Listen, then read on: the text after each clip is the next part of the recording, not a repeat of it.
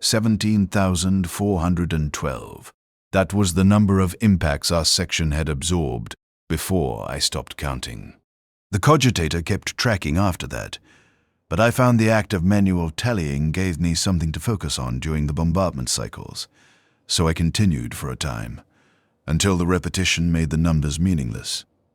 The station shook. We fired. The station shook again. We recalibrated and fired. At some point, the counting became another form of shaking, another vibration among thousands, and I let it go. My name was Carolus Vien when I arrived. That lasted perhaps 3 months. After that, I became Gun Deck Officer Vien, and 6 months later, they shortened it to GDO. 7743 in most operational logs, though a few of the older targeting servitors still addressed me by partial name when their vocal processors glitched during high vibration periods. I archived the sound of my full name, not for sentiment, just as data. The record should be complete. I remember what solid ground felt like. That is the detail that persists when other memories have corrupted. Not my mother's face, though I know I had a mother. Not the city where I was born, though I can still retrieve its name from archive if required. Hive Secundus, Lower Industrial Tier, Zone 47.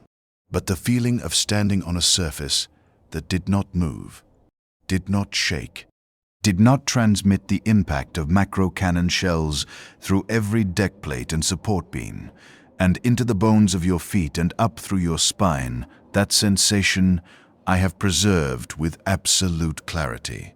Ground that stayed still. I experienced that for the first 18 years of my existence. Then I reported to Orbital Defense Platform Throne's vigil, and I have not felt stillness since. The platform hung 42,000 kilometers above Varsavia Prime. The planet manufactured munitions. 300 billion rounds of lasgun charge packs per standard year. 4 million artillery shells. 60,000 Lehman Russ chassis. The numbers were part of our initial briefing. They wanted us to understand what we were defending. I logged the figures. I noted that my role was to maintain firing solutions for Lance Battery 7 while hostile ships attempted to destroy the platform and thereby reduce the planet's defensive capacity and industrial output. The connection between those macro-scale figures and my individual function was clear. I was a component in a supply chain. The supply chain required protection. Therefore, I would provide targeting data until the platform failed or the enemy withdrew. I was assigned to Lance Battery 7 because my aptitude scores indicated I could maintain concentration during sustained vibrational stress. They tested us for that, specifically. 200 candidates. They put us in a chamber and activated industrial shakers calibrated to simulate various bombardment patterns while we completed increasingly complex tactical scenarios. 47 candidates experienced cognitive shutdown within the first hour. 93 more were dismissed when their error rates exceeded acceptable thresholds. The remaining 60 were divided among the platform's defensive batteries.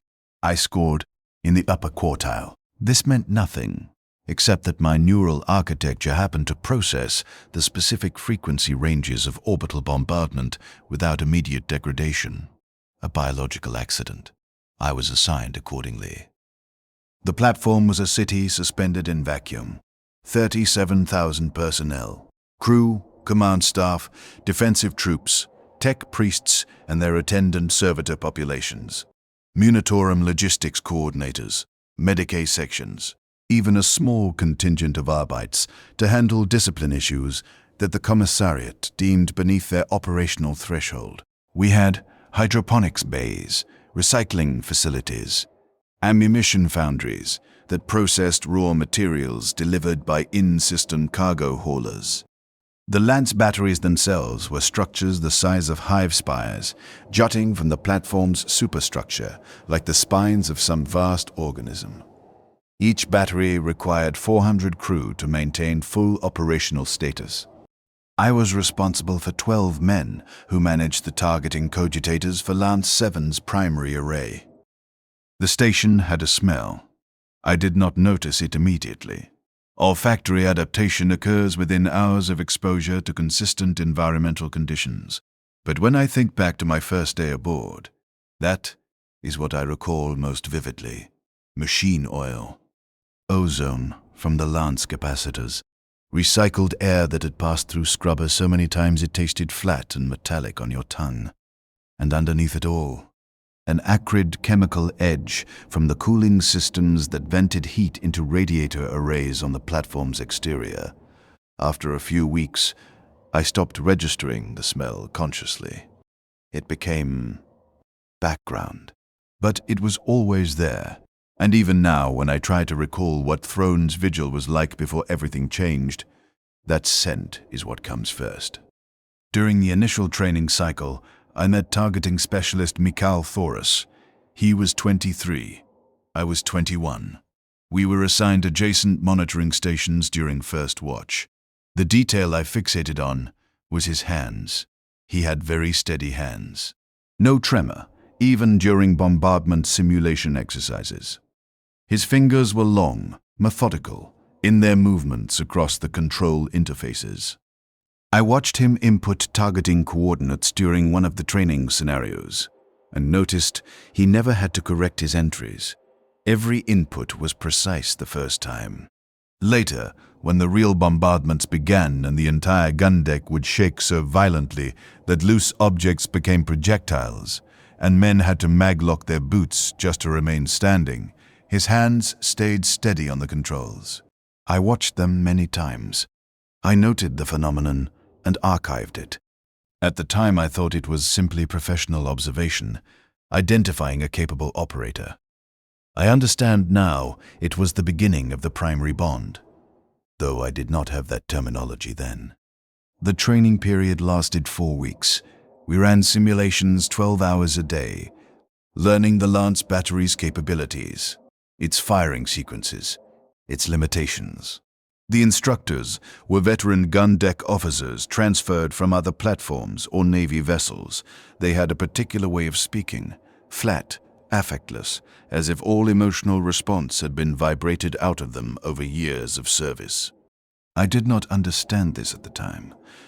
I thought it was just military professionalism. One of them, a grizzled man with burn scarring across the left side of his face, pulled me aside after a particularly grueling simulation session. "You have good instincts," he said. "You will need them. When the bombardment is real, when the structure is coming apart around you, and men are dying and you can feel the whole platform tilting because something critical just got hit, your instincts are all you will have. The training gives you procedures. The procedures will fail. The systems will fail. Your instincts are what will keep you feeding, firing solutions to the guns." I thanked him for the assessment. He looked at me for a long moment, and I saw something in his expression that I would not understand for many months. Not quite pity, more like recognition. He was seeing himself in me, seeing what I would become. He nodded once and walked away. I never saw him again after training concluded. I later learned he transferred off Throne's vigil 2 days before our first engagement. I do not know if he survived whatever posting he went to. I archived his face anyway. He was right about the instincts. Our first engagement came 6 weeks after I took my post. A raider flotilla, 4 vessels, light cruiser class. They approached from the system's outer dark, burned hard for Varsavia Prime, attempting to punch through our defensive envelope before the Navy picket could intercept. Our orders were simple. Acquire, track, fire until the target was destroyed or withdrew beyond effective range. The Lance batteries had a maximum effective range of approximately 90,000 kilometers. Beyond that, dispersion and targeting drift made hits probabilistic rather than certain. I was at my station when the alert came. General quarters, all personnel to combat positions. The alarm klaxons had a specific frequency, a rising and falling wail that cut through every other sound on the platform. I had heard it in drills. This was different. The sound was the same, but my body responded differently. Adrenaline, heart rate increase, hands moving through pre-combat checks before my conscious mind fully processed what was happening. Thoros was already at his station. I noticed he had arrived before me, though I had been in the crew rest area only 30 meters from the gun deck. He must have run the moment the alert sounded. His readouts showed green across the board. Systems ready. The enemy opened fire at 120,000 kilometers. Macro cannon bombardment. Their shells crossed the distance in approximately 14 seconds. I logged the first impact. Lance 7's superstructure absorbed a direct hit to the outer shielding cowl.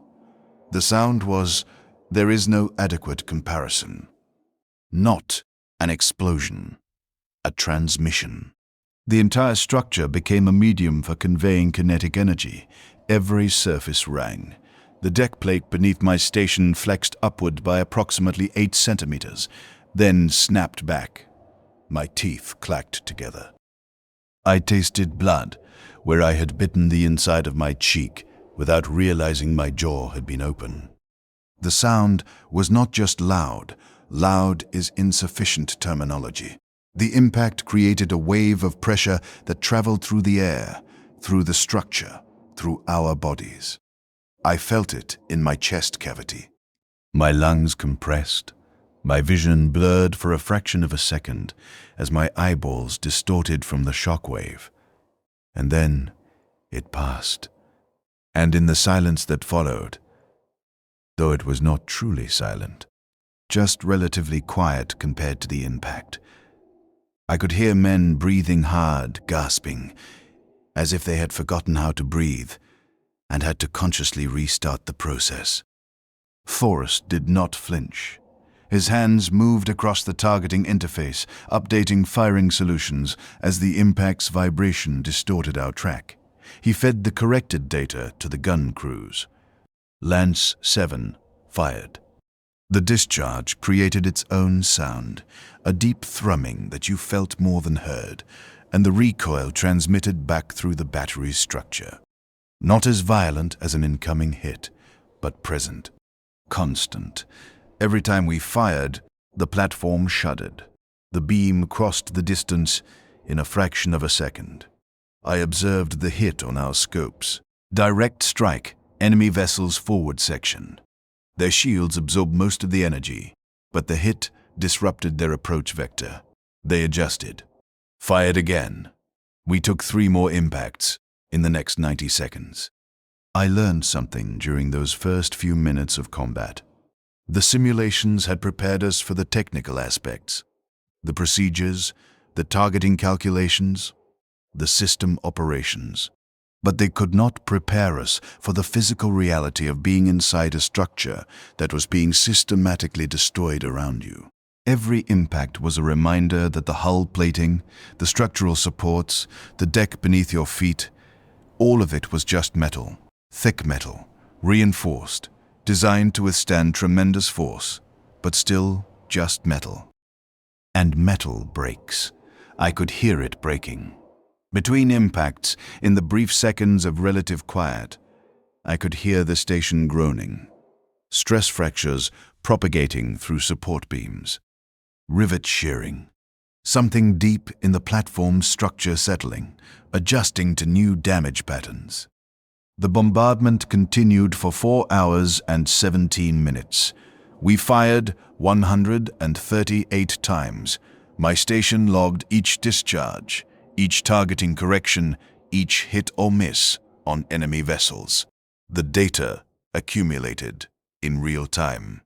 At some point, I stopped thinking about what the data meant. Enemy ships destroyed, damage inflicted, tactical advantage gained or lost, and just focused on maintaining the flow. Input corrections. Transmit to Thoros. He refines the solution. Feeds it to the gun crews. Lance 7 fires. The cycle repeats. The enemy withdrew after losing 2 vessels. Our damage assessment logged 47 impacts to Lance Battery 7 structure. 12 casualties in our section alone. 3 dead, crushed when a support beam sheared loose during a particularly severe hit. The beam had fallen across a monitoring station, and the 3 men working there had no time to react. I did not see it happen. I was focused on my displays, but I heard it. The sound of metal hitting flesh is distinct, different from metal hitting metal. Wetter. I turned and saw one of them, just his arm extending from beneath the beam. The arm was still moving, fingers twitching. Then it stopped. 9 injured, mostly broken bones and concussive trauma from being thrown into bulkheads. Medicae teams arrived within minutes, extracting the wounded on stretchers, covering the dead with thermal sheets. I noted their efficiency. They had done this before. This was routine for them. I submitted the after-action report, filed the casualty notifications, returned to my station for the next watch. That night, I still thought in terms of night then, though the platform operated on a continuous 3-shift rotation and external lighting conditions were irrelevant. Thoros found me in the crew rest area. I was not resting. I was reviewing the engagement logs, trying to identify patterns in the enemy's firing solutions. They had targeted specific sections of the platform with what seemed like prior knowledge of our structural weak points. I wanted to understand if this was tactical analysis on their part, or if they had access to our defensive schematics. The distinction mattered for predicting their behavior in future engagements. He sat down across from me, said nothing for perhaps 3 minutes. I could feel him watching me, but I did not look up from the data. Finally, he spoke. "You did well." I looked up. He was watching me with an expression I archived but could not pass at the time. Not approval, exactly. Recognition, maybe. Acknowledgement that we had both survived something and would likely face it again. His face was smudged with soot from a small electrical fire that had broken out near his station during the engagement. He had not cleaned it yet. Most of the crew were still in their combat positions or dealing with immediate post-engagement tasks. Rest would come later, if at all. I maintained firing solutions within acceptable deviation, I said. Standard performance. "You did not panic," he said. "Many do, the first time, when it is real." I had no response to that. I had not considered panic. There had been a task. I had performed the task. The alternative, ceasing to perform the task, would not have changed the outcome, would not have reduced the impacts, would not have protected anything. Panic seemed irrelevant. But as I thought about it, I realized I had observed panic. Other crew members freezing at their stations. One man vomiting from the stress and vibration, another simply walking away mid-engagement, removed later by the Arbites. Panic was a documented response to combat. I had not experienced it. I noted this as potentially significant data about my own psychological architecture. But I also noted that he had observed me, had formed an assessment, had chosen to speak to me about it specifically. I filed this as significant data, though I did not yet understand why. "The 3 who died," I said. "Did you know them?" "One of them, Petran. He was from my homeworld. We came up on the same transport." He paused. "I will need to write to his family." Protocol. "The protocol is automated. The system generates notification." "I know what the protocol is," he interrupted. His voice was not harsh, just firm. "I will write to them anyway." I nodded. I did not understand the distinction he was making. A personal letter would not change the fact of the death, would not provide information the automated notification did not contain. But I recognized it was important to him. People had different processing methods for loss. I archived this as additional data about Thoros. Over the following months, The pattern established itself. The enemy came. We fired. They fired. The station shook. Casualties accumulated. Damage control teams welded patches over hull breaches. We received replacement personnel for the dead. The new arrivals looked young. I was 22 by then, but I felt decades older. The difference was not age. It was that I had learned to stand on a surface that never stopped moving, and they had not. I watched them arrive, fresh from transport, carrying their kit bags and assignment orders. They would look around the gun deck with expressions that cycled through awe at the scale of the lance batteries. Then uncertainty, as they felt the platform's constant low-level vibration. Then something like fear, when they realized what that vibration meant. We were always damaged, always recovering from the last engagement or preparing for the next one. The new personnel would be integrated into crews that had learned to function with the understanding that some of them would not survive the next bombardment. The mathematics were clear. At our casualty rates, average survival time on the gun decks was approximately 14 months. I had been aboard for 8 months when I did that calculation. I kept it to myself. Thoris and I worked the same watch rotation. We developed what the personnel files would have called operational efficiency. I could predict his targeting adjustments before he input them. He could read my assessment of enemy approach vectors from my posture and hand position before I transmitted the data. We stopped speaking unnecessarily during combat operations. The communication happened through proximity and repetition. I would think about a correction needed in the firing solution. He would make it. I did not question this. I logged it as effective integration. But there were other moments, small things. He brought me recaf once, when I had been on watch for 14 hours straight during an extended engagement. The enemy had been conducting probing attacks, not full assaults, but continuous enough that we could not stand down. I had not requested recaf. I had not requested anything. He simply placed the container next to my station and returned to his post without comment. The recaf was terrible. Recycled and reconstituted so many times it tasted more like machine oil than anything biological. But I noted the act. It had no operational purpose. He had diverted time and energy to bring me something I had not asked for, simply because he had assessed I might need it. I drank it, logged the interaction. Another time, a particularly violent impact threw me into a support railing hard enough that I cracked 2 ribs. I registered the injury immediately. Sharp pain in my left side, difficulty breathing deeply, the specific sensation of bone grinding against bone when I moved. I tried to return to my station immediately. Combat was ongoing. My function was required. Thoris physically blocked me, put his hand on my chest, not hard, just enough to stop my forward movement. "Medicae first," he said. Just those 2 words.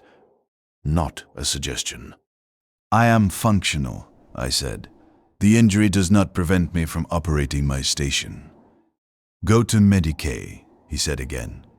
"I will cover your station." I looked at him.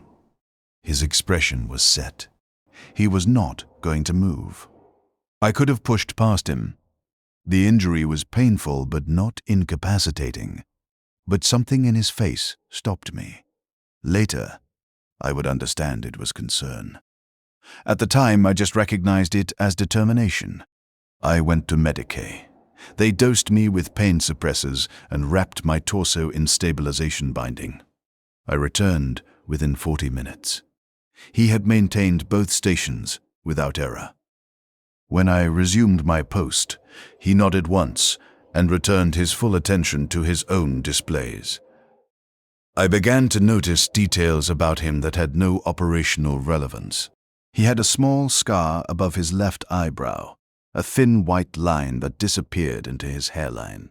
His shift fatigues were always precisely maintained, creases sharp, while most crew let standards slip slightly between inspections.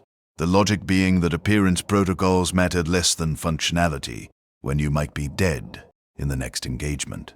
He never spoke about his life before the platform. When others exchanged stories about homeworlds and families during off-watch periods, he stayed silent. I recognized this because I did the same. We were both archiving the past, not living in it. Once, during a longer gap between engagements, nearly 2 weeks, which felt like a vacation compared to our usual operational tempo, some of the crew organized a recreational gathering in one of the unused cargo bays. I did not attend. Social gatherings held no appeal. But I observed others going, and I noticed Thoros did not go either. I found him in the secondary observation deck, a small compartment with a viewport showing Vesavier Prime below. He was just standing there, watching the planet turn. I almost left. He had clearly sought solitude. But something made me enter the compartment. He glanced at me, then returned his attention to the viewport. Neither of us spoke for several minutes. The planet rotated slowly beneath us, cities glittering across the Terminator line. "Do you ever wonder what they think down there?" he said finally. "About us." I considered the question. They likely do not think about us at all. We are infrastructure, invisible until we fail. He nodded slowly. Yes, that is what I thought as well. "Does that trouble you?" I asked. He was quiet for a long time. "No, it is appropriate. We are infrastructure. We exist to function. Whether anyone acknowledges that function is irrelevant to its necessity." I agreed with his assessment. We stood there for perhaps another 10 minutes, watching the planet, then returned to our respective quarters without further discussion. But I archived the conversation. It was the longest exchange we had ever had that was not directly related to combat operations. It felt significant, though I could not articulate why. The first major siege began in my 9th month aboard Throne's Vigil. A full enemy fleet, 18 vessels, supported by bomber wings and boarding craft. They came at us in waves. The bombardment was continuous, not the intermittent exchanges of prior engagements. A shell every 30 seconds, every minute, time to reset and recalibrate between impacts, but a sustained hammering that never stopped. Impacts every 5 to 7 seconds. Sometimes multiple impacts simultaneously as different enemy vessels found their range. The structure howled. Metal screamed. The deck tilted and swayed as different sections absorbed hits, and the platform's stabilization systems fought to maintain orientation. We fired continuously for 6 hours. The Lance batteries overheated. I could smell it through the ventilation systems. Superheated metal, insulation burning, coolant systems pushed beyond their designed capacity. Cooling systems vented superheated gas into space in great plumes that showed up on our external sensors, like bleeding wounds. We kept firing.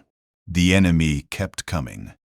One of their heavy cruisers broke through the outer defensive perimeter and closed to 30,000 kilometers. At that range, their macro cannons were devastating. Precision targeting. They stopped firing for maximum destruction and started firing for maximum operational disruption. They hit our sensor arrays, our communications relays, our power distribution nodes.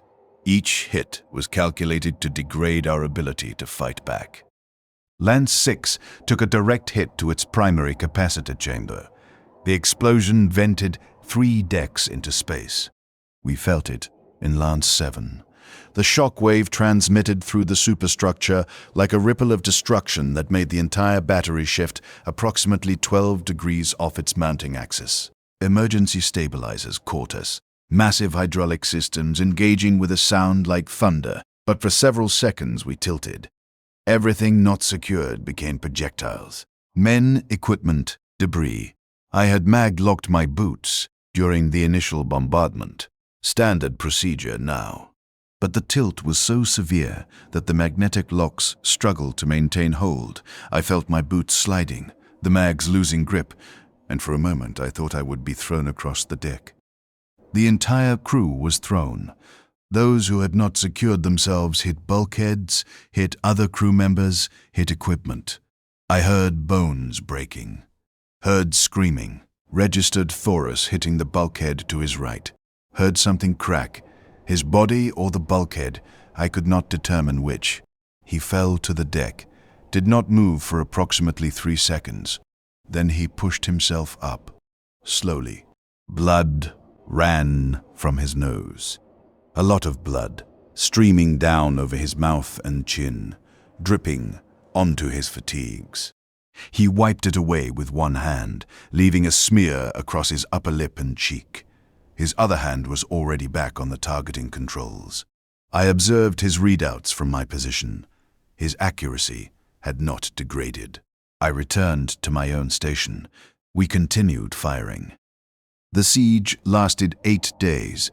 8 days of continuous combat operations.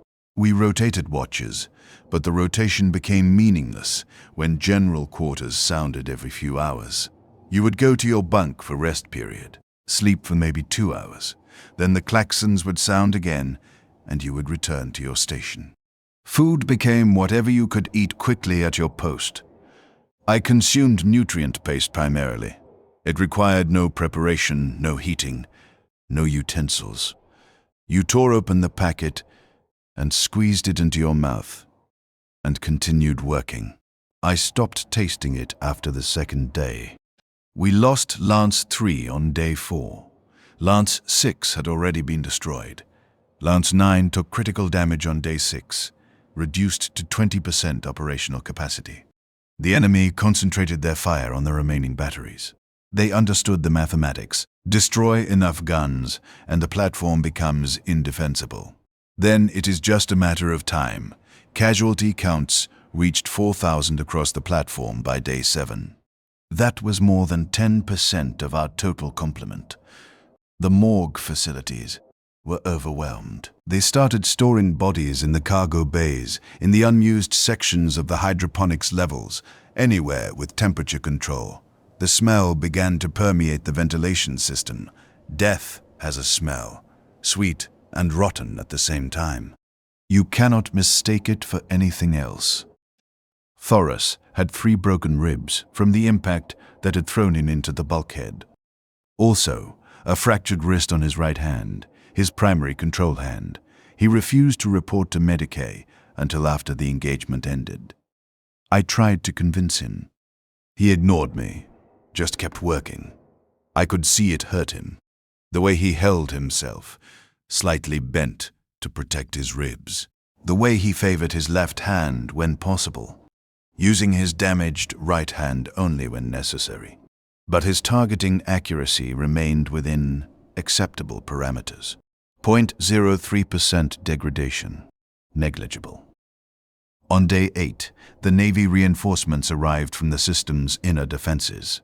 A battle group, heavy elements, enough firepower to make the enemy recalculate their tactical position. The enemy withdrew, burned hard for the system's edge, and translated out. We stopped firing. The silence was shocking. After 8 days of continuous noise, impacts, weapons discharge, alarms, damage control teams, the groaning of stressed metal, the absence of sound felt wrong, like something critical had failed. I remained at my station for another 2 hours, monitoring sensors, confirming the enemy had actually withdrawn, and this was not just a tactical repositioning. Other crew members collapsed at their posts, simply folded, bodies giving out now that the immediate crisis had passed. Medicae teams circulated, treating injuries that people had been fighting through, cataloging damage to personnel now that there was time to assess it properly. Thoros finally reported to Medicae when I threatened to physically carry him there myself. I am not certain if I would have actually done it. He was larger than me and my own physical state was degraded after 8 days of combat operations. But the threat was sufficient. He went. They confined him to medical bay for 4 days, multiple fractures requiring more intensive treatment than field stabilization could provide. I continued running targeting solutions alone. The station felt different without him at the adjacent post, less stable. That was an irrational assessment. The station's stability had nothing to do with his presence, but I noted the feeling anyway. When he returned to duty, his right wrist was locked in a stabilization brace, thick plasteel and ceramic composite, restricting movement to prevent stress on the healing bone. It limited his range of motion on the controls by approximately 30%. He adapted, learned to work around the restriction. His targeting accuracy dropped by 0.03% from his baseline performance, well within acceptable parameters. No one else would have noticed the degradation. I did. I had his baseline archived. "You should have reported to Medicae immediately," I said during our first watchback together, first time I had initiated conversation in weeks. He looked at me. "We were in combat. You were injured. You reduced your effectiveness." I remained functional. Marginally. "Functional is functional," he said. "Dead is dead." I was not dead. Therefore, I functioned. I had no counter-argument that did not involve acknowledging the irrational component of my concern. The logic was sound. He had remained functional. His presence at his station had contributed to our defensive capability. Reporting to Medicae during combat would have removed him from the operational chain, reducing our effectiveness. His choice had been tactically correct. But I did not want him to make that choice again. I could not articulate why. The feeling was not rational, did not fit into the operational frameworks I used to process most situations. I simply knew that watching him work through obvious pain, seeing the blood on his face, hearing that crack when he hit the bulkhead, something in those observations had created a response in me that I could not categorize as professional concern. I returned to my work. But I had revealed something. He had seen it. I knew he had seen it, because the next watch he brought me recaf again, without being asked. And when he placed it beside my station, his hand rested on my shoulder for perhaps 2 seconds before he withdrew. A confirmation. A response in the only language we had that was not purely operational. The pattern continued. Engagement came more frequently. The enemy had identified Vasavia Prime as a viable target. Strategic value confirmed through multiple probing attacks. They tested our defenses, mapped our response times, catalogued our firing solutions, and analyzed our tactical patterns. We adapted. They adapted. The exchanges became almost ritualized in their predictability. They would approach from a specific vector, usually trailing the planet's orbit, to use its mass as partial cover during their approach burn. We would acquire and engage at maximum range. They would bombard us while closing, attempting to degrade our fire control systems before entering our optimal firing envelope. We would trade fire until one side withdrew or was destroyed. The platform accumulated damage faster than repair crews could address it. We patched critical systems, left secondary systems damaged, triaged our own infrastructure the way Medicae triaged casualties. What was essential to survival received immediate attention. Everything else waited. The engineering chief, a tech priest named Hadron, who had been aboard since the platform's initial deployment 14 years prior, submitted a structural integrity report that Command classified immediately. I never saw the full document, but fragments circulated through unofficial channels. Estimates suggesting the platform's superstructure was operating at 63% of designed load tolerance. Projections indicating catastrophic structural failure within 18 months if current damage accumulation rates continued. No one discussed the report officially. We continued functioning. I stopped thinking about ground, about stillness. The vibration became normal, my baseline. The platform shook constantly now, even without active bombardment. Damaged structural elements settling, stress fractures propagating through support beams, the stabilization systems compensating for uneven mass distribution as sections were destroyed or sealed off. When I slept, and sleep became increasingly irregular, fragmented by watch schedules and emergency calls during off-shifts, I dreamed of shaking. My unconscious mind had accepted this as the natural state of existence.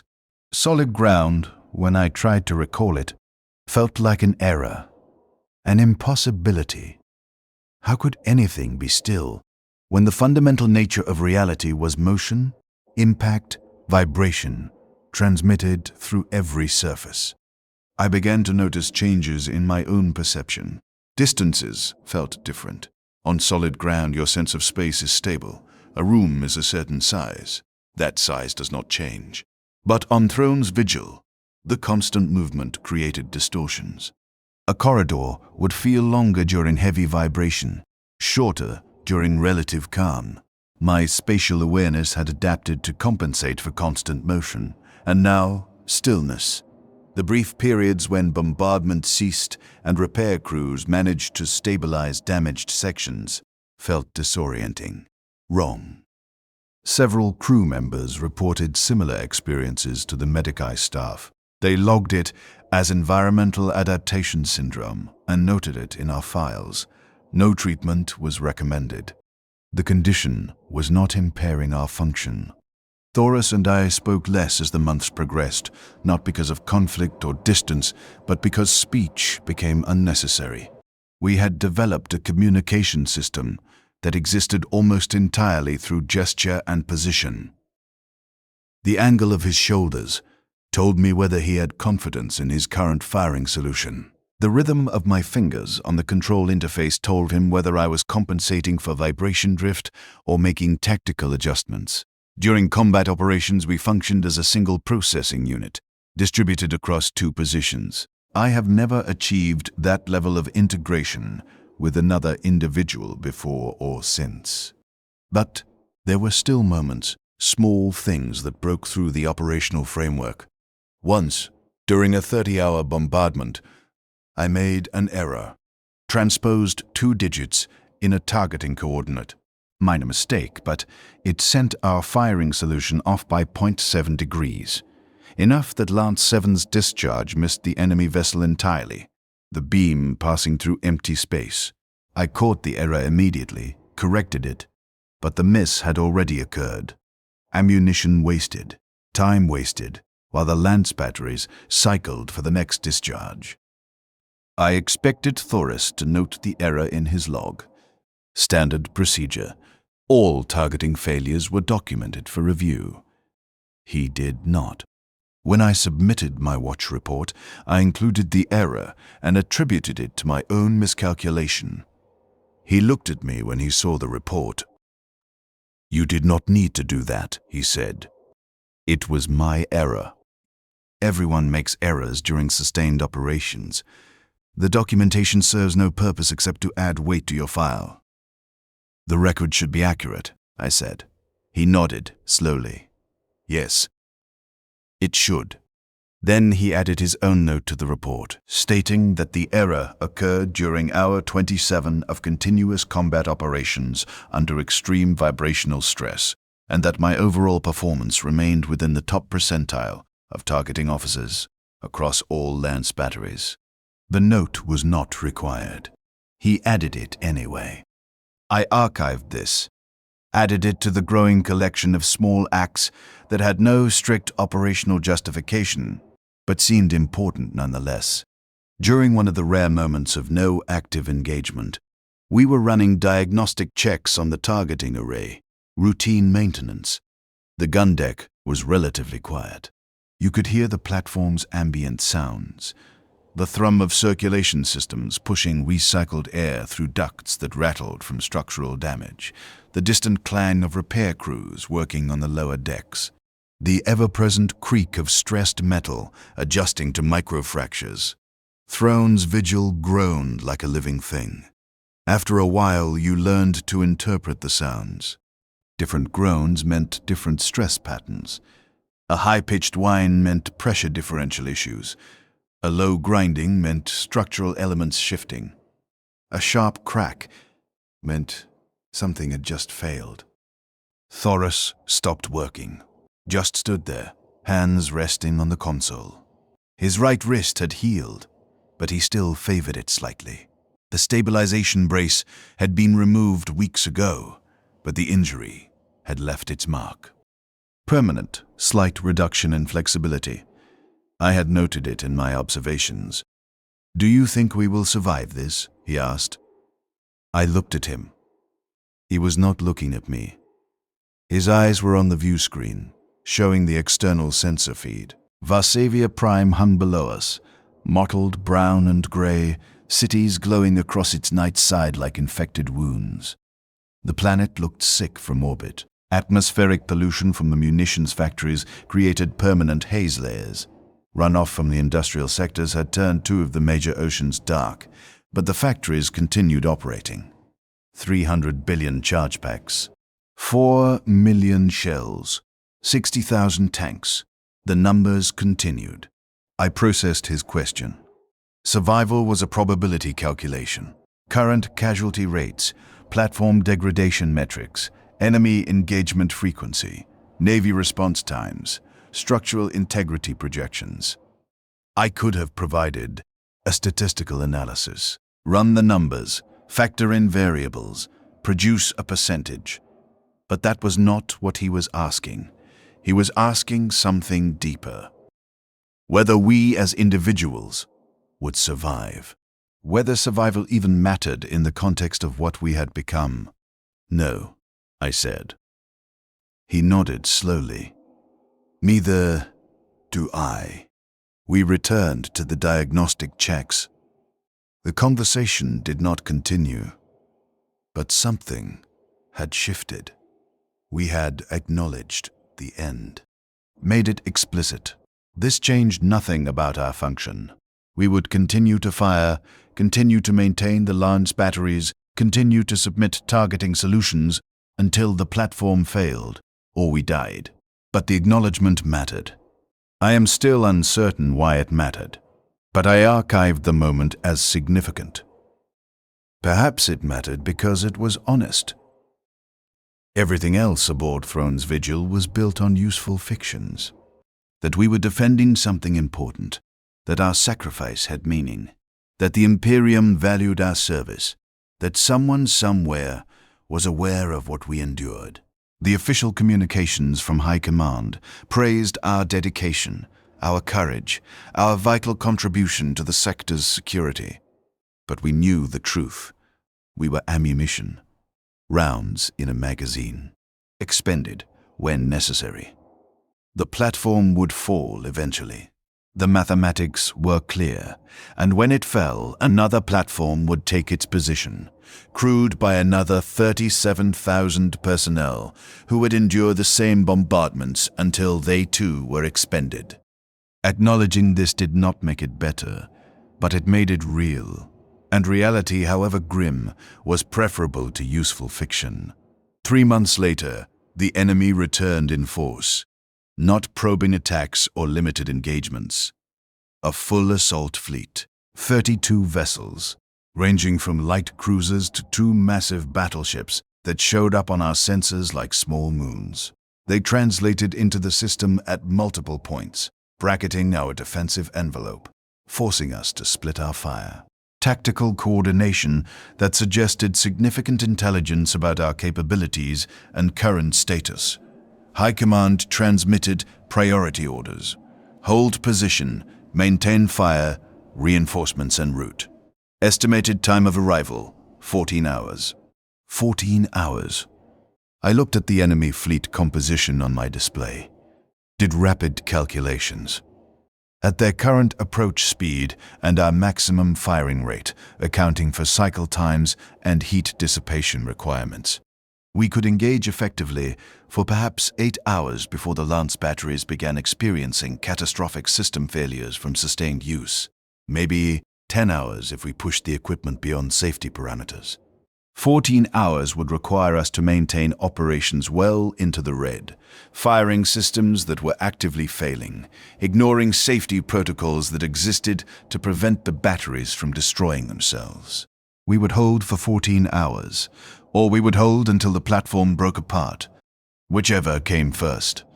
The bombardment began at 140,000 kilometers, extreme range, but with 32 vessels firing, saturation tactics became effective. They did not need precision. They just needed to throw enough ordnance at us that some of it would hit. The first wave arrived, and the impacts began. Multiple hits simultaneously across all sections of the platform. Lance 7 took 4 direct hits in the first minute. The structure screamed. Somewhere below us, I heard a massive detonation. Felt the deck drop approximately half a meter before emergency stabilization caught it.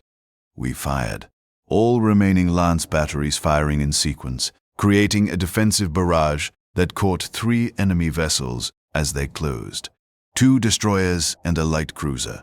We destroyed the cruiser outright, crippled 1 destroyer. The other destroyer broke off, trailing atmosphere and debris.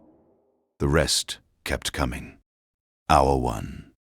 Continuous bombardment. We maintained firing solutions, compensated for the constant vibration, fed corrected data to the gun crews. Lance 7 fired 63 times. I stopped counting after that. The number became meaningless. We just fired, corrected fired again. Thoros worked his station with mechanical precision. I watched his hands when I could spare attention from my own displays. Still steady, still precise. Blood ran from his nose again. The vibration had reopened something from his previous injury. He ignored it. Hour 3. Lance 4 went offline. Catastrophic power failure. The entire battery went dark. We absorbed their targeting responsibilities, expanded our firing arc to cover the gap. Our rate of fire increased. The Lance batteries were not designed for sustained fire at this intensity. I could smell the insulation burning. Coolant systems venting continuously now, great plumes of superheated gas that reduced our sensor effectiveness. Hour 5. The enemy closed to 70,000 kilometers. Optimal range for both sides. The bombardment intensity increased. I lost count of the impacts. The platform tilted, shook, rang like a bell being struck continuously.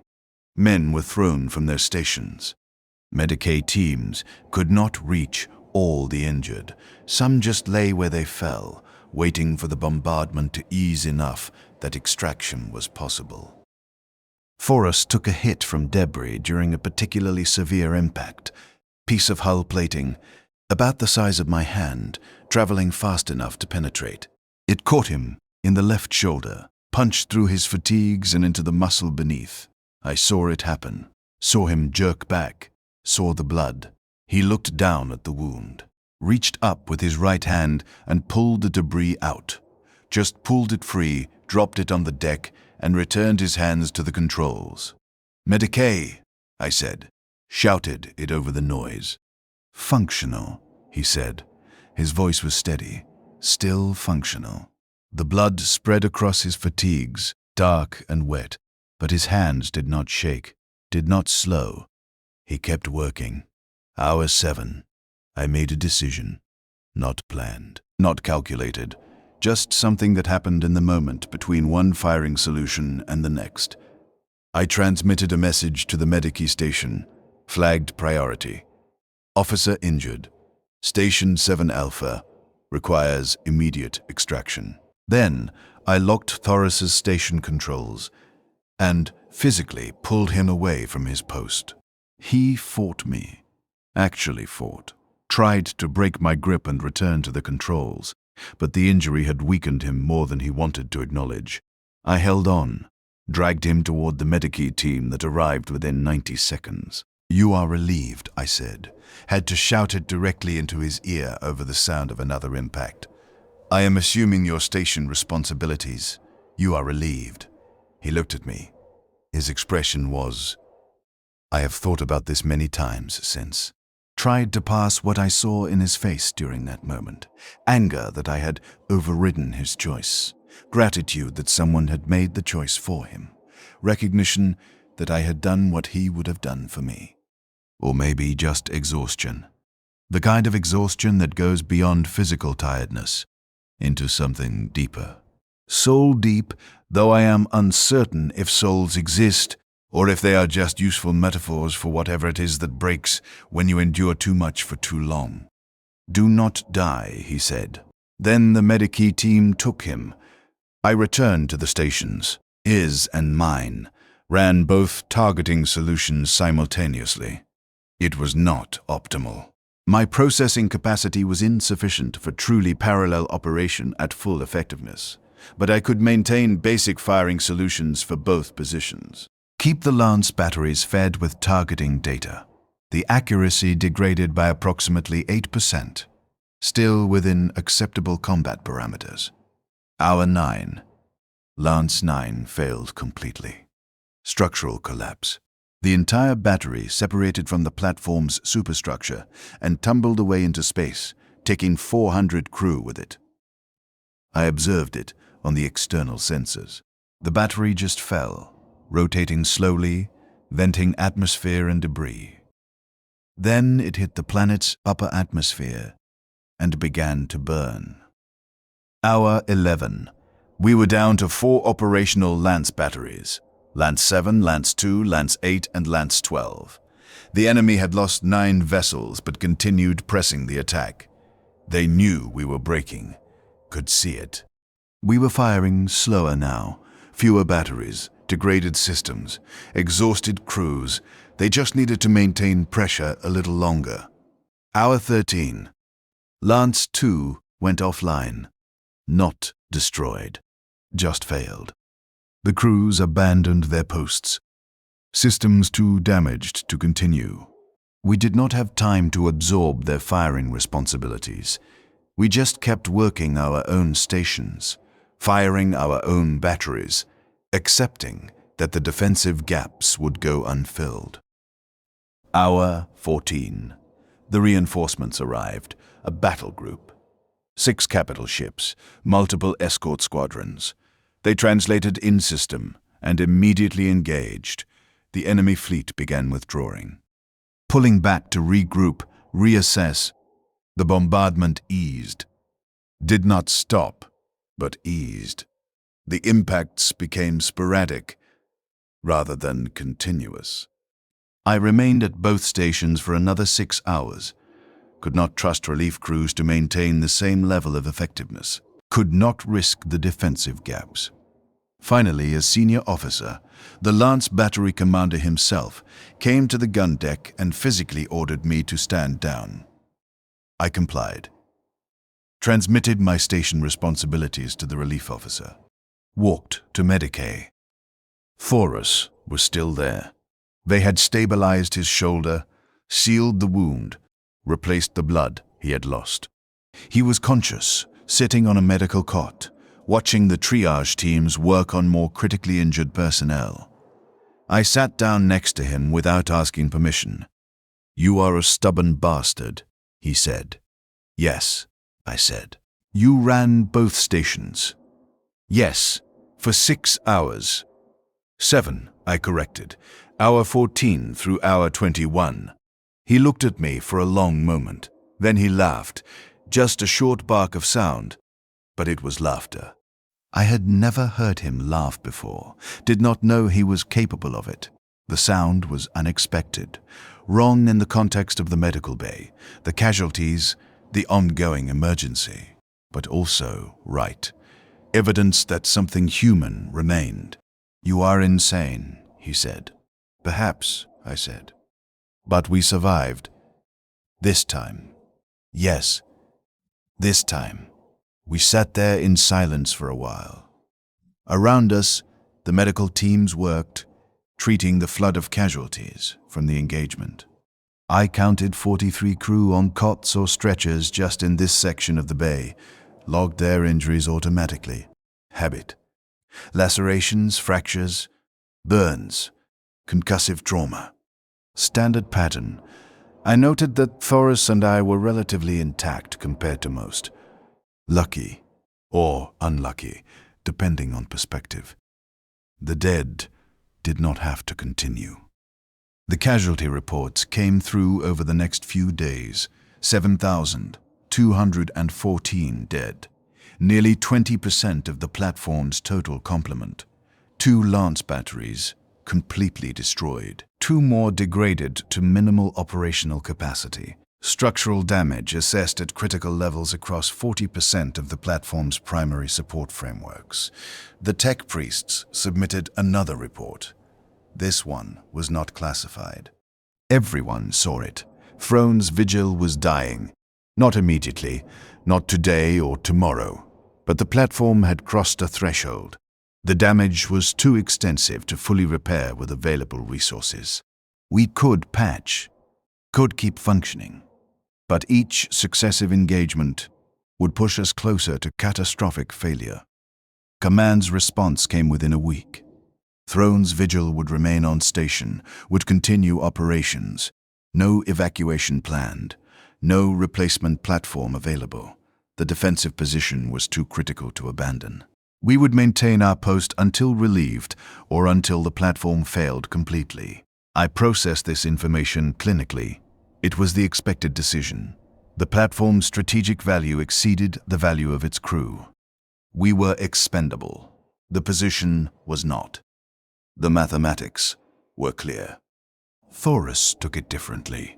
I found him in the observation deck again, staring at the planet below. He did not acknowledge my arrival, just kept staring. "They are going to let us die here," he said finally.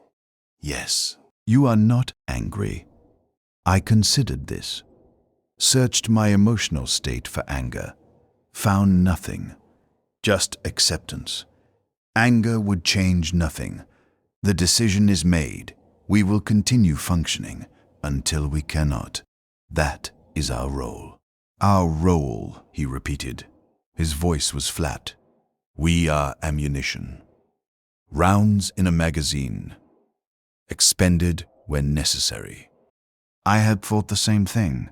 Hearing him say it made it more real somehow. Yes, and you accept this. I see no alternative. Do you? He was quiet for a long time. Then, no. But I wanted to. I wanted there to be something else. Some possibility that did not end with us burning up in the atmosphere or freezing in space when the hull finally breaches. There is not, I said. There is only continuation until termination. Yes, he said. I know. We stood there together, watching the planet turn. I noted that we stood closer than operational requirements would dictate, our shoulders nearly touching. I did not move away. Neither did he. The engagements continued, the pattern compressed. Where weeks had previously separated major attacks, now we measured the gaps in days. The enemy had committed to destroying Throne's vigil. We had become a priority target. Each assault was larger, more sustained, more tactically sophisticated than the last. And each assault left us weaker. Personnel replacements arrived irregularly. New crew to fill the gaps left by casualties. I was assigned additional targeting officers to train. Young men fresh from training facilities on the planet below. I taught them the procedures, the protocols, the technical requirements. But I could not teach them what actually mattered. How to function when the world was ending around you. How to maintain focus when every surface was shaking and men were screaming and you could smell your own fear mixed with burned insulation and blood. They learned, or they did not. Those who learned survived longer. Those who did not died in their first or second engagement. I stopped learning their names, logged their designations only. Training Officer Candidate 7, Training Officer Candidate 11. They cycled through too quickly to justify the processing overhead of individualization. Most lasted less than a month. One lasted 3 days. Another made it to 6 weeks before a direct hit to his station vaporized him.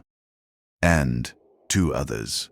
I submitted the casualty reports, requested replacements, continued training the next batch. Thoris was promoted, senior targeting specialist, then gun deck supervisor. The ranks meant nothing except additional administrative burden, but they came with the acknowledgement that he was among the longest-serving crew still functional. 14 months aboard Throne's Vigil. He was 24. Looked 40. We all looked older than we were. The stress aged us in visible ways. Grey hair appearing prematurely, deep lines around the eyes from constant squinting against vibration-induced vision blur, scars from injuries that healed poorly under combat conditions. I received a promotion as well, targeting coordination officer. I now managed multiple targeting teams across Lance 7 and Lance 8, Lance 2 having been permanently decommissioned after structural failure made its position untenable. The additional responsibility meant more time on the gun decks, less rest between watches. I accepted it without comment. What else would I do with the time? But it meant Thoris and I worked different sections now. Different watches, sometimes. We saw each other less. Passed in corridors, exchanged brief updates about system status or tactical assessments, then continued to our respective posts. The proximity we had developed felt diminished by the operational separation. I noted this as a loss but had no mechanism to address it. Duty requirements superseded personal preferences. During a rare overlap in our schedules, I found him in the crew rest area. He was sleeping. Actually sleeping, which was unusual. Most crew could not sleep anymore without chemical assistance, and even then the sleep was shallow, broken by the platform's constant motion and the anticipation of the next alarm. But Thoris was deeply asleep, his breathing slow and regular. I observed him for several minutes, noted the exhaustion written across his features even in sleep, the way his hands twitched occasionally, fingers moving through targeting sequences even while unconscious. I did not wake him, just sat down nearby and began reviewing tactical reports. If the alarm sounded, we would both respond. Until then, he deserved whatever rest he could claim. He woke approximately 40 minutes later, looked around, disoriented briefly, then his awareness returned, saw me sitting there. "You were watching me sleep," he said. "I was reviewing reports in proximity to your resting location," I said. "That is called watching me sleep, if you prefer that terminology." He sat up, rubbed his face with both hands. "How long was I out?" 43 minutes. That is the longest uninterrupted sleep I have had in 2 weeks. He looked at me. "Thank you for not waking me. You required rest." I saw no reason to interrupt that process. "You could have been resting as well. I am functional." "Carolus," he said, used my first name. He rarely did that anymore. We had both adapted to designation-based identification systems. First names felt ancient. "When was the last time you slept more than 2 hours continuously?" I searched my logs. 17 days ago. 2 hours and 26 minutes. That is not sustainable. I am still functioning. You are degrading. I can see it. Your response times are slower. You make errors you would not have made 6 months ago. I started to deny this, but he was correct. I had noted the degradation myself. Reaction time increased by average of 0.17 seconds. Error rate up by 0.4%. Minor degradations, still within acceptable operational parameters, but present, measurable. "We are all degrading," I said instead. "It is the expected outcome of sustained, high-stress operations." "Yes," he said, "but you do not have to accelerate the process. Sleep, that is an order. You are not in my direct command chain. I am now." As of yesterday's organizational restructure, check your assignments. I accessed the updated duty roster. He was correct. Administrative reorganization had placed my section under his supervisory authority. I looked at him. Sleep, he said again. 4 hours minimum. I will monitor the boards. If anything critical develops, I will wake you. I wanted to argue, but exhaustion was a physical weight now, pressing down on my shoulders, making my thoughts slower. And he was right. I was degrading. Rest would restore some degree of functionality. It was the logical choice. 4 hours, I said. 4 hours. I went to my bunk. Lay down. The platform shook with its constant low-level vibration. Once, this would have made sleep impossible. Now, it was lullaby. Background noise so familiar that its absence would have been more disturbing than its presence. I closed my eyes. Woke 6 hours later to the sound of proximity alarms. Not general quarters. Just proximity alerts. Something approaching, but not yet in engagement range. I checked my chronometer. Thoros had let me sleep 2 hours beyond his promised 4. I logged this as another small act of something. Care was not the right word. Concern, perhaps. Recognition of my needs, even when I did not acknowledge them myself. I returned to my station. He was there, managing multiple displays, coordinating targeting solutions across 3 different lance batteries. Looked up when I arrived. You were supposed to wake me, I said. You needed the sleep more than I needed the relief, he said. That was not your decision to make. Actually, as your supervisory officer, it precisely was my decision to make. I had no counter-argument to that.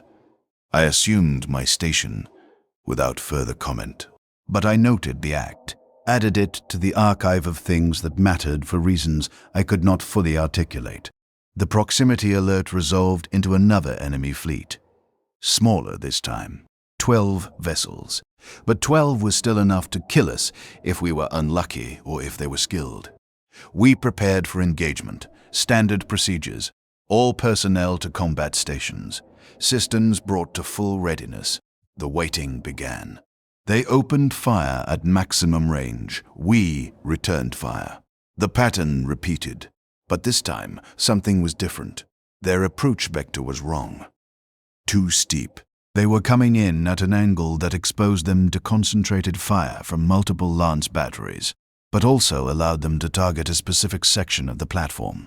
I analyzed their trajectory, ran projections. They are targeting the command deck, I said. Transmitted this to Thoros and to the Tactical Coordination Center. Confirmed, came the response.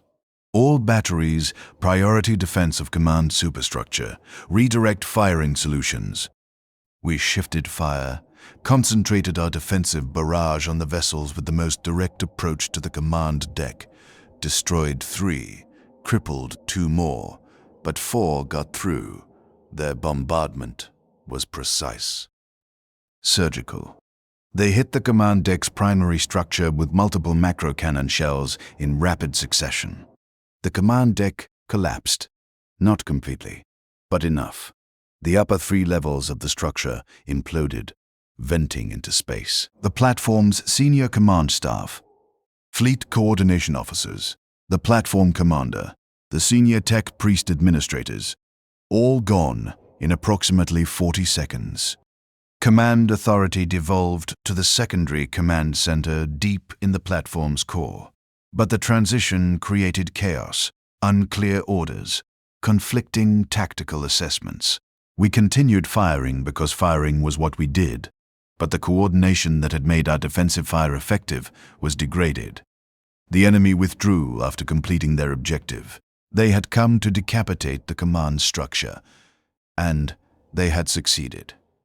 We had killed half their fleet doing it, but they had accomplished their goal.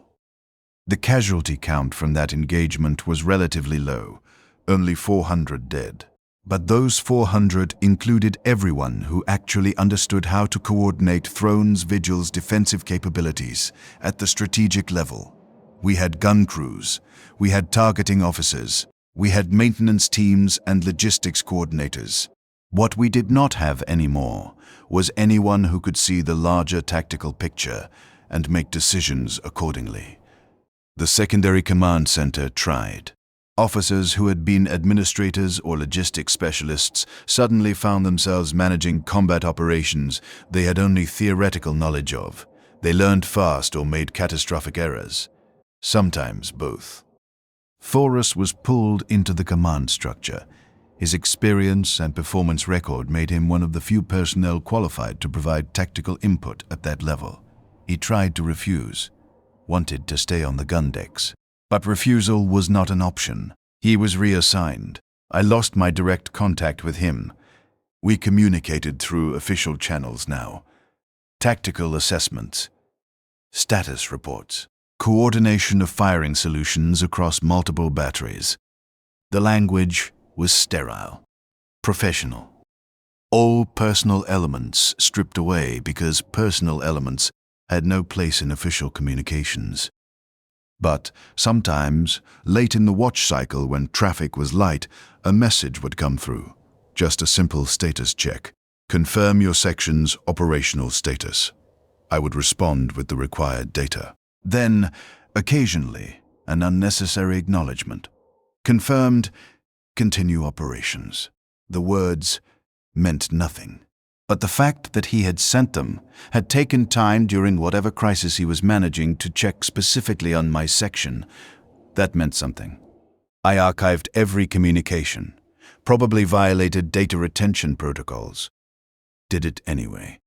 The isolation increased. Not physical isolation. The gun decks were crowded, crew members working in close proximity, the constant press of bodies and voices and activity. But functional isolation.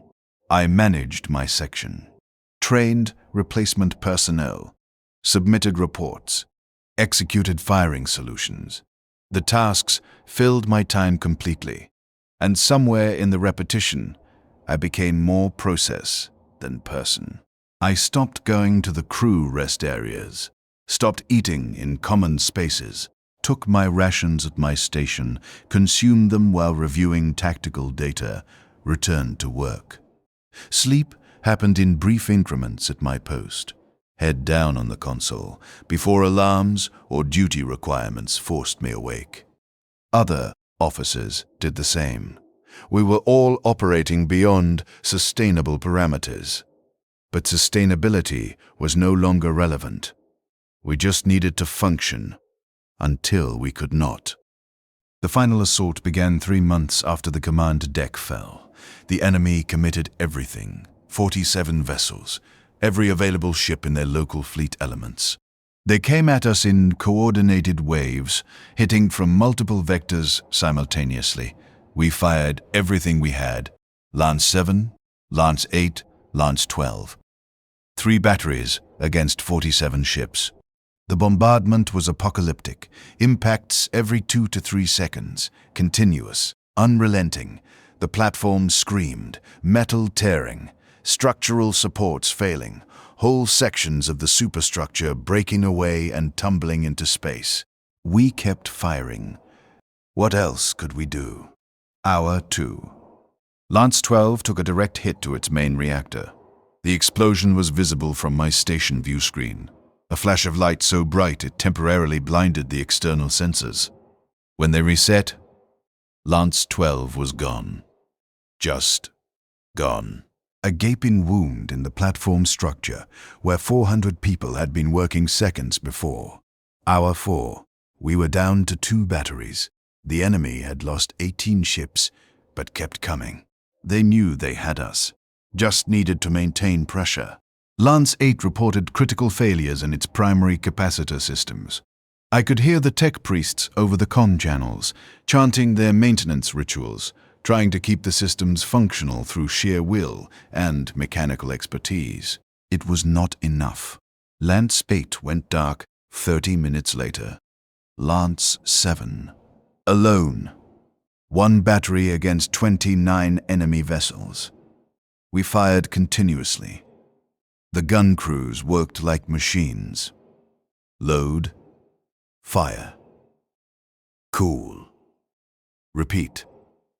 They ignored safety protocols. Pushed the systems past design limits. The battery was destroying itself from the sustained firing rate, but we kept shooting. I received a direct communication. Thoris. His voice was calm. Professional.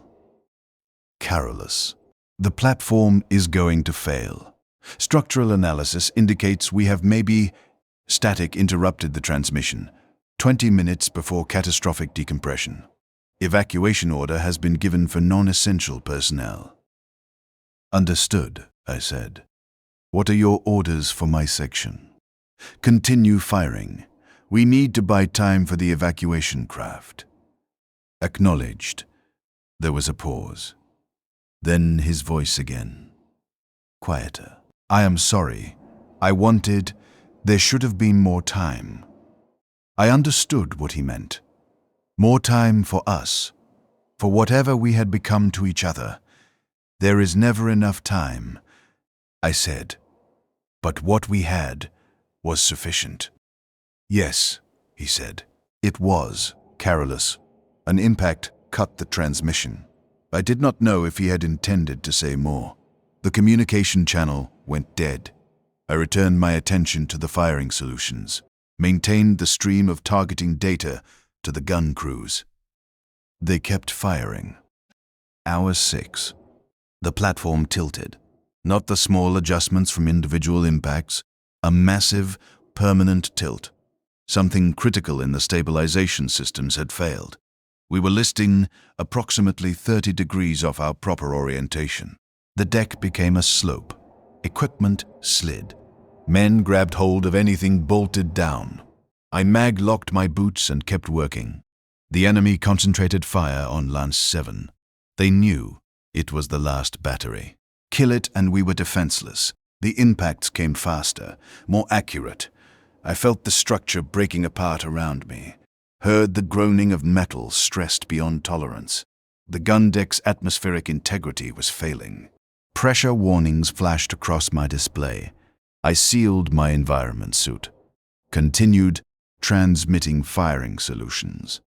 Lance 7 fired its final shot at hour 6, minute 43. The discharge was weak, underpowered. The capacitors were failing. The beam, lanced out, missed its target by 8 degrees. Then the entire battery went dark. Power failure. Complete system shutdown. We had no more guns. The platform had lost its ability to fight. I sat at my station in the failing light. Emergency illumination casting everything in red, and waited. The enemy would close now. Finish us. I accessed the evacuation reports. Most of the transports had made it clear. 15,000 personnel evacuated before the final assault made launch impossible. That left 7,000 still aboard. I was one of them. My display flickered. One final message coming through before the communications array failed completely. Text only. From Thoris. Observation deck, if you can.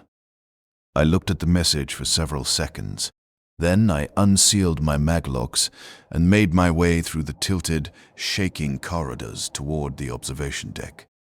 The platform was dying around me. Fires burned in sections where atmosphere remained. Bodies floated in decompressed corridors. I passed them without stopping, kept moving. The observation deck was intact. Barely. The viewport showed Varsavia Prime below. Closer now. We were falling out of orbit. Slowly, but inevitably. The enemy bombardment had stopped. They were withdrawing, leaving us to our fate. Thoris was there, standing at the viewport. He turned when I entered. His environment suit was damaged. I could see blood frozen on the faceplate, but he was alive. We crossed the distance between us, stood close. I could see his face through his faceplate, see the exhaustion, the acceptance. We had both known this would come eventually. Now it had. "I could not let it end without seeing you," he said over the suit comms. "I am here," I said. 17 months, he said. "That is how long we had. 17 months from the day we met until now." "I archived every moment," I said. "Every conversation, every mission, every time you brought me recaf or covered my station or stayed when you should have rested. I have a complete record." "Good," he said. "Someone should remember." The platform shuddered.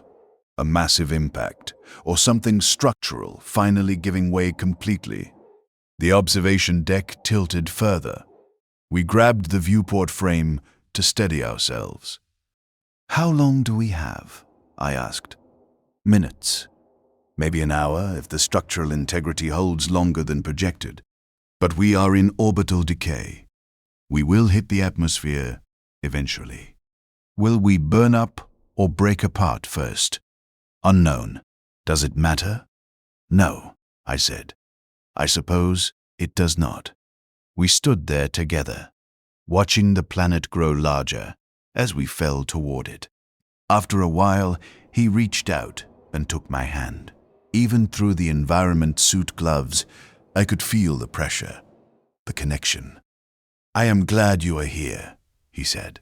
"I am glad I did not have to do this alone." "I could not be anywhere else," I said. The platform began to vibrate differently, not the familiar shaking of bombardment. This was smoother, continuous, atmospheric friction. We were entering the upper atmosphere. The viewport began to glow, heat building up on the exterior hull. The observation deck's temperature started climbing, despite the environmental system's attempts to compensate. "This is it," Thoris said. "Yes." "Are you afraid?" I considered this, searched my emotional state, found something, but it was not fear exactly. More like relief, that it was ending, that the continuation would finally terminate, that I would not have to witness another engagement, train another replacement, submit another casualty report. "No," I said, "not afraid. You? No. Just tired. So tired." "I know." The glow intensified. The hull was burning now. We could hear it, a roaring that grew louder by the second. The platform was disintegrating, breaking apart as it fell. The observation deck would not hold much longer. Thoris pulled me closer. We stood together, hands clasped, watching the fire consume everything. The platform that had been our home, our purpose, our entire existence for 17 months. It was all burning away. "Thank you," he said, "for everything." "Thank you," I said. The viewport cracked, thin fracture lines spreading across the armored glass.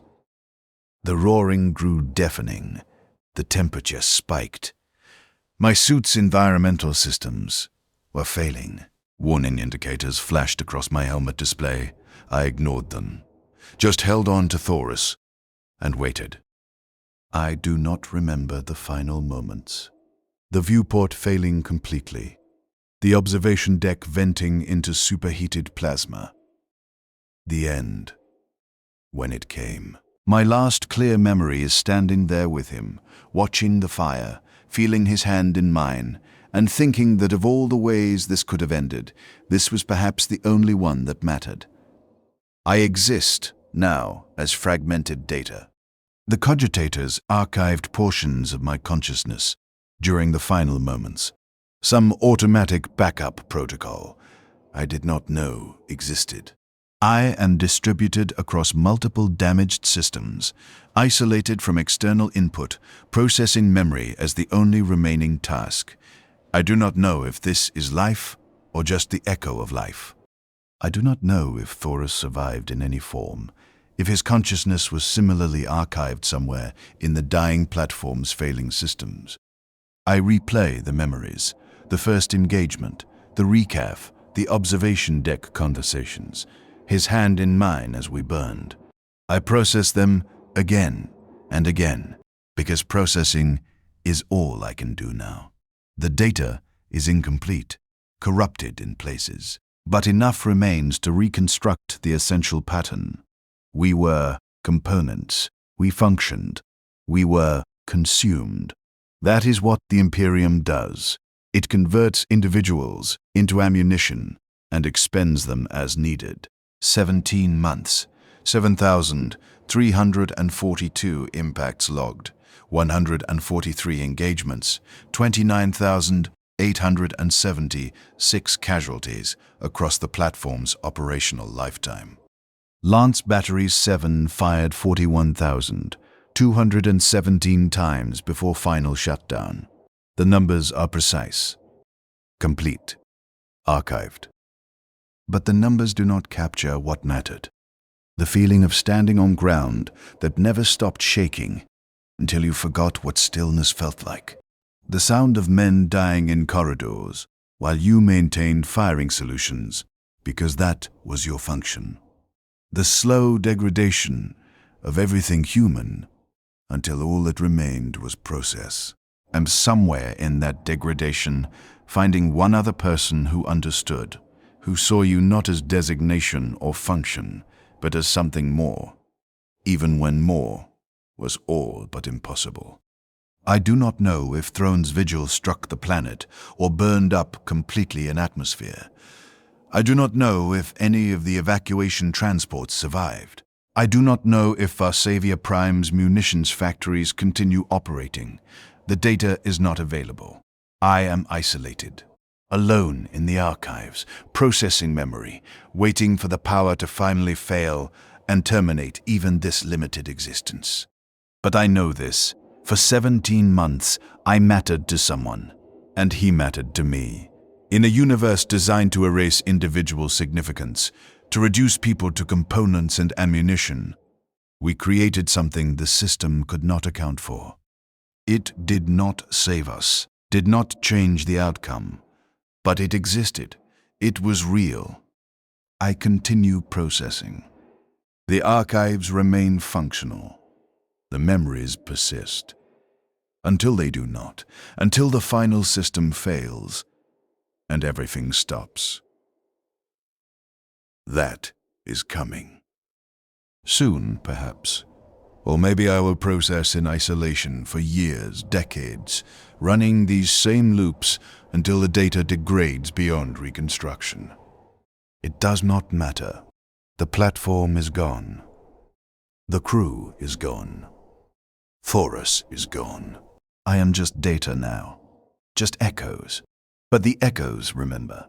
And remembering, even in isolation, even in the dark, is perhaps the last human thing I can do. The record is complete. This testimony is finished. I have nothing more to archive. Just the waiting now. Just the slow countdown to final termination. I am ready for it. Welcome it even. Continuation without purpose is not existence. It is just running processes in the dark. But I am grateful I had those 17 months. Grateful for the steady hands, the recaf, the observation deck, the final moments watching the fire together. Grateful that in all the machinery of the Imperium, in all its vast indifference to individual human cost, I found one person who made the consumption bearable. That is sufficient. That will have to be sufficient. There is nothing else. The archive continues. The power holds. For now, I process. I remember. I wait. This is what defending orbital stations costs. Not just lives. Not just metal and ammunition. But this. The slow transformation of people into process. The grinding away of everything that makes existence meaningful, until all that remains is function and memory, and the eventual termination of both. Varsavia Prime produces 300 billion charge packs per year. 4 million shells. 60,000 tanks. The numbers continue. The factories operate. The Imperium persists. And somewhere, there is probably another platform in orbit now. Another crew learning to stand on surfaces that never stop shaking. Another set of targeting officers meeting at adjacent stations, beginning the same arc we traveled. They will fall too. Eventually. The mathematics are clear. But perhaps like us, they will find something in the falling that makes it matter. Perhaps they will hold on to each other as the fire comes. Perhaps their archives will preserve some echo of what they were. Or perhaps not. Perhaps they will just burn alone. Statistics, casualties, acceptable losses in service to the endless machinery. I cannot know. I can only process what I experienced, what we experienced, and testify to it. Here, now, in these fragmenting archives, before the final darkness. This is the testimony. This is the record. This is what it cost. This is what we were. This is what we gave. This is sufficient.